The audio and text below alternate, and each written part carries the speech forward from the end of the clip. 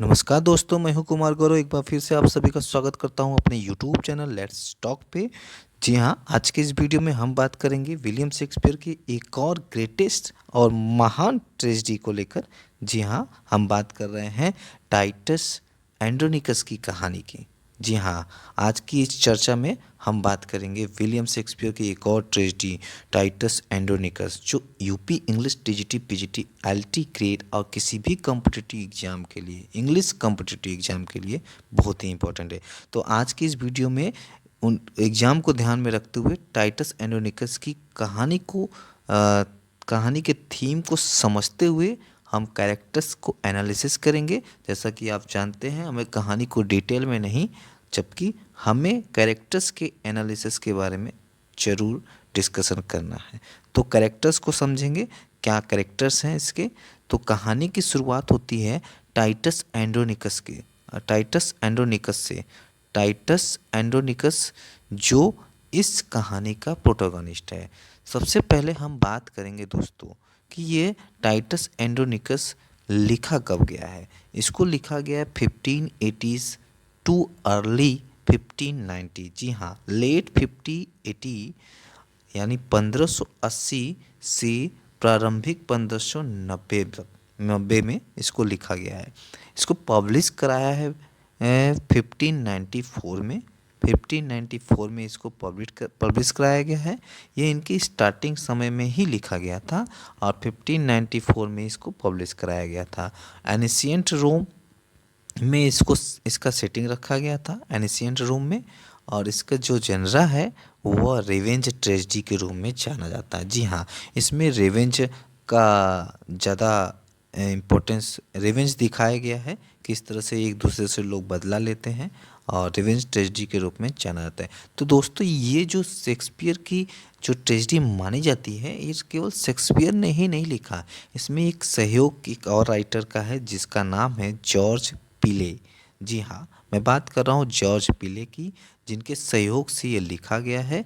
सबसे पहले मैं बात करूँगा दोस्तों कि कहानी की शुरुआत में टाइटस एंड्रोनिकस, मैं सारी कहानी को डिटेल में नहीं तो बताऊंगा, लेकिन कहानी के कुछ इम्पोर्टेंट और की पॉइंट को ज़रूर बताऊंगा आपसे, ताकि आपको स्टोरी के थ्रू और कैरेक्टर्स को आप अच्छे से तैयार कर सको। तो टाइटस एंड्रोनिकस ही इस कहानी का हीरो माना जाता है।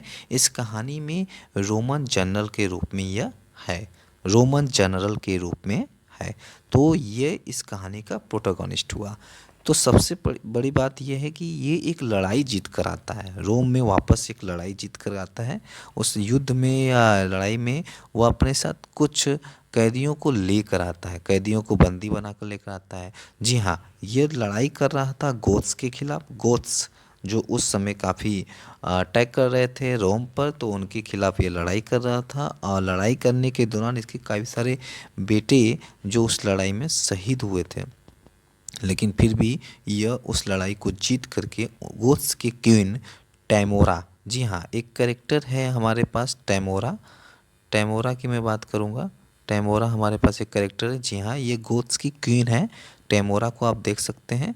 तो ये क्वीन टैमोरा को, और इसके साथ एक हफ्सी है एरोन नाम का, एरोन इसे। और इनके टैमोरा इसके दो बेटे भी हैं। रोम नहीं, हाल ही में रोम का जो एम्परर मरा है, उसके दो बेटे भी इस कैरेक्टर में, इस कहानी में इन्वॉल्व होते हैं। तो टैमोरा के साथ उसके दो बेटों और एरोन को, एरोन जो हफ्सी है उसको वो पकड़ लाता है। कौन पकड़ लाता है दोस्तों? तो ये टाइटस एंड्रोनिकस पकड़ लाता है। तो हाल ही में रोम का जो एम्परर है मरा है, अभी अभी मरा है। उसके दो बेटे हैं इस कहानी में। उनके दोनों बेटों का नाम है, एक का नाम है सैटर्निनस और एक है बेसाइनस। एक है बेसाइनस। बेसाइनस को भी मैं दिखा देता हूँ। यह है बेसाइनस, काफ़ी मुस्कुरा रहा है, काफ़ी खुश है, क्योंकि इसको भी प्यार हुआ है। और सैटर्निनस जिससे शादी करना चाहता है, उससे यह शादी करना चाहता है। तो आगे देखेंगे किससे यह शादी करना चाहता है। तो दोनों बेटों में लड़ाई चल रही है। पैसानियस और सैटर्निनस दोनों भाइयों में लड़ाई चल रही है। किस बात पर? क्योंकि अभी अभी इनके राजा यानी इनके फादर जो राजा थे, एम्परर थे रोम के, वो मर चुके हैं और लड़ाई चल रही है एम्परर बनने की। तो रोम की जनता तो चाहती है कि एम्परर बने टाइटस एंड्रोनिकस, लेकिन टाइटस एंड्रोनिकस को कोई लालच नहीं रहता है और वो कहता है अब तो मैं बूढ़ा हो गया हूँ, अब मुझे सम्राट नहीं बनना है, मैं चाहता हूँ कि सम्राट कौन बने। जी हाँ दोस्तों, सम्राट आप देख सकते हैं कौन बना, किसको बनाना चाहते हैं, इसको सैटर्निनस को ये सपोर्ट करते हैं और चाहते हैं कि ये सम्राट बने। तो इस तरह से सैटर्निनस भी सम्राट बन जाता है। तो टाइटस जिन गोथ्स के खिलाफ लड़ाई किया था, उसकी उसी गोथ्स के खिलाफ लड़ाई करते हुए उसके कुछ बेटे, बहुत सारे बेटे, टाइटस एंड्रोनिकस के बहुत सारे बेटे थे और उसमें मारे जाते हैं। तो ये सोचकर गुस्से में कैदियों में जो क्वीन थी, गोथ्स की क्वीन थी टेमोरा, टेमोरा को मैंने बताया था, टेमोरा कहाँ गई टेमोरा, तो टेमोरा आपकी ये है। टेमोरा की जो क्वीन है, इनका एक बेटा है एलारबस, एलारबस को हम दिखा सकते हैं आपको, एलारबस कहाँ गए, एलारबस एक करेक्टर है, इनका जो बेटा है एलारबस, आई थिंक इसमें दिखाई नहीं दे रहा है हमें एलारबस। हाँ जी हाँ दोस्तों, ये देखिए एलारबस हैं, एलारबस जो टेमोरा के बेटे थे, इनको गुस्से में टाइटस ने मार दिया, इस सोच के मार दिया कि मैं अपने बेटों का बदला इसके बेटे की मौत से लूँगा। तो टाइटस की एक बेटी भी है दोस्तों इस कहानी में, जी हाँ मेन कैरेक्टर, एक और मेन कैरेक्टर टाइटस की एक बेटी लविनिया। जी हाँ, देखिए कैसे लविनिया मुस्कुरा रही है। लविनिया जो टाइटस एंड्रोनिकस की एकमात्र एकलौती बेटी है जिससे सैटर्निनस शादी करना चाहता है, लेकिन सैटर्निनस का एक भाई है, मैंने जो बताया था बेसानियस, जो लविनिया से शादी करना चाहता है और वो कहता है कि लविनिया भी मुझसे प्यार करती है। इस तरह से एक टाइटस एंड्रोनिकस का एक भाई है जिसका नाम है मार्कस एंड्रोनिकस, ये भी बेसानियस का सपोर्ट करता है। तो इस कहानी में हमने देखा कि इतने सारे कैरेक्टर हैं, आपस में रिवेंज होता रहता है, तो गोथ्स के खिलाफ लड़ाइयाँ भी होती रहती हैं।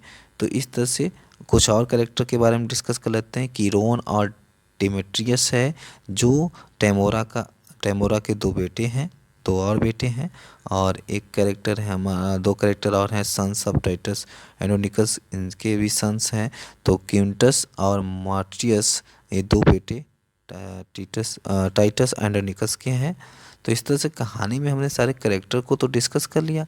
कहानी की जो शुरुआत हमने बताई आपसे, इस कहानी की शुरुआत में इस तरह से जो माहौल बना कि वो लड़ाई करके आया, रिवेंज लेना चाहता था, इस तरह से ये अंततः कहानी चाहता है और एक दूसरे से लोग बदला लेने की कोशिश करते हैं। और साथ ही साथ जैसा कि आप सभी जानते हैं, विलियम शेक्सपियर की हर एक ट्रेजेडी में का अंत होता है, हर एक ट्रेजेडी का अंत जो होता है वो डेथ से होता है। तो डेथ सभी का लगभग हो ही जाता है, टाइटस एंड्रोनिकस भी मारा जाता है, टेमोरा भी मारी जाती है, सारे कैरेक्टर्स में लगभग सभी कैरेक्टर्स ही मारे जाते हैं, एक दो कैरेक्टर्स बचते हैं लास्ट में जो इम्पोर्टेंट कैरेक्टर हैं, तो उनका कोई ज़्यादा भी रोल नहीं रहता। तो इम्पोर्टेंट कैरेक्टर जो थे टाइटस एंड्रोनिकस की मृत्यु हो जाती है लास्ट तक जाते जाते। तो मैंने कहानी को पर्पज़ नहीं लिया, कहानी को डिस्कशन करने का मैंने पर्पज़ नहीं बनाया, क्योंकि यूपी इंग्लिश टीजीटी पीजीटी और एलटी एग्ज़ाम के लिए, किसी भी एग्जामिनेशन के लिए कहानी को याद रखना इम्पोर्टेंट नहीं है, कैरेक्टर्स को आपको याद रखना है कि किस कहानी के किस कैरेक्टर, कौन सा कैरेक्टर किस कहानी में है। तो शॉर्ट वीडियो मैंने बनाया आपके लिए और इस वीडियो से आपको काफ़ी एडवांटेज मिलेगा एग्ज़ाम पॉइंट ऑफ व्यू से। तो दोस्तों इस तरह से हमने डिस्कस किया टाइटस एंड्रोनिकस की इस कहानी को जो विलियम शेक्सपियर के द्वारा लिखा गया है, जिसको थोड़ा लाइटली मैंने लिया कहानी को और कैरेक्टर्स को समझा। कैरेक्टर्स सारे हैं तो कैरेक्टर्स इंपॉर्टेंट है एग्जाम पॉइंट ऑफ व्यू से। और इस कहानी को पढ़िए, आप खुद से पढ़िए और इसके लाइंस को याद रखिए, क्योंकि लाइंस और कैरेक्टर्स ही इम्पोर्टेंट है। तो दोस्तों इस तरह से आई होप कि आपको ये वीडियो पसंद आया होगा। दोस्तों चैनल को सब्सक्राइब करिए, प्लेलिस्ट में ऑलरेडी विलियम शेक्सपियर की कई ट्रेजेडी मौजूद हैं, अब उसको पढ़िए, विलियम शेक्सपियर की डिटेल स्टडी आप करिए और एग्ज़ाम को क्वालिफाई करिए। I hope wish you all the best. फिर मिलेंगे आपसे नेक्स्ट वीडियो में नेक्स्ट स्टोरी के साथ, विलियम शेक्सपियर की एक और स्टोरी के साथ। तब तक के लिए धन्यवाद। Thank you, bye bye, take care.